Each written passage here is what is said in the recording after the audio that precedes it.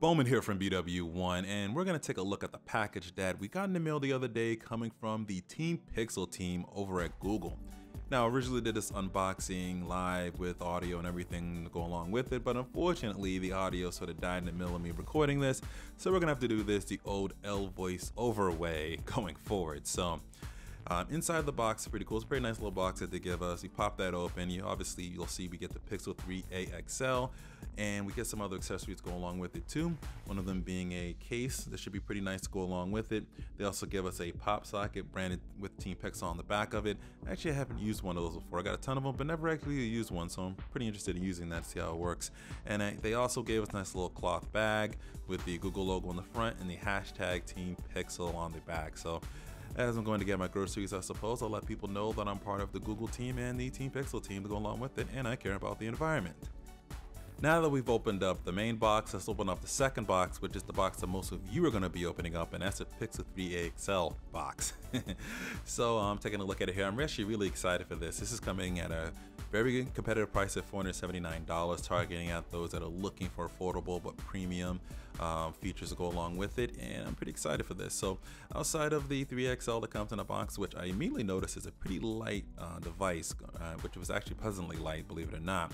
But let's talk about some of the accessories that comes along with it, which is the USB-C cable that you get with it. You also get a transfer adapter as well too, and you're also going to get the fast wall charger going along with it. There isn't going to be any headphones in here with this, so that won't be included, but we'll get to that just a little bit later.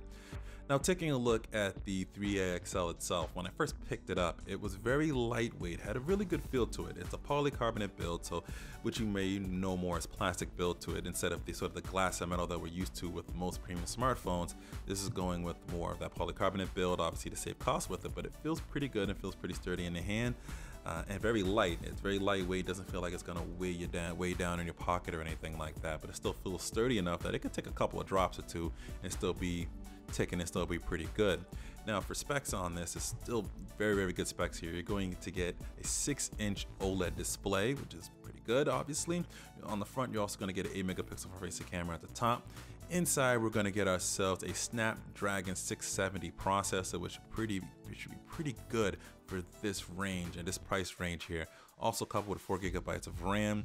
You're also going to get 64 gigabytes of storage with this version as well too. On the back, you're also going to get a 12 megapixel camera. It's the same famous Pixel camera. It's missing the Pixel visual core element to it. That's one thing that's going to be different, but obviously, like I said, they're doing some cutting here to get this at a really affordable price, but you're still getting that great camera that should be taking some pretty awesome images with it. Now at the bottom, you got USB Type-C port, but at the top, you actually have a full, it's back jack, the 3.5mm headphone jack. That's a pleasant thing to see. I wish they would have included some headphones to go along with it, but hey, you have it here. You can use your current headphones. That's a really good sign. It's a really good thing, especially for the price range and the target market this is sort of aiming for here. So I like that they had that.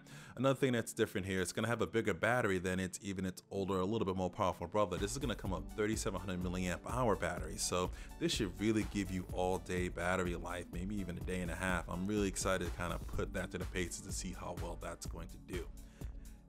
Now for software, we are running Android 9 on here at stock, so you're gonna get the very stock plain experience along with it, with that new sort of user interface that we saw debut with Android 9 along with it. So pretty cool. It's unlocked, so you're gonna be able to use this on your various carriers as well too. We're gonna be using it here on Verizon. We might test Google Fi as well, sort of down the road. We do have those squeeze gestures as well too that are still going to be on here, and you do have the fingerprint sensor on the back too, so you're going to be able to get pretty much all the premium features you would expect in a smartphone at a much more affordable price. Just missing a couple things, but I'm really excited for this because this isn't a phone necessarily meant for me, but I know this could be meant for a whole bunch of people out there that maybe be overspending on the phones that they need. They might not need $1,000 phone. A lot of people don't need that. They really just need a phone maybe really at this price range. So I'm really excited to see how well this is going to work out. I want to thank the teampixel team and giving this to us to kind of test out and check out. Be sure to check us out on our other videos. Subscribe to us. You know where to hit those buttons at. Thanks for watching, and always remember to live your tech world in high definition.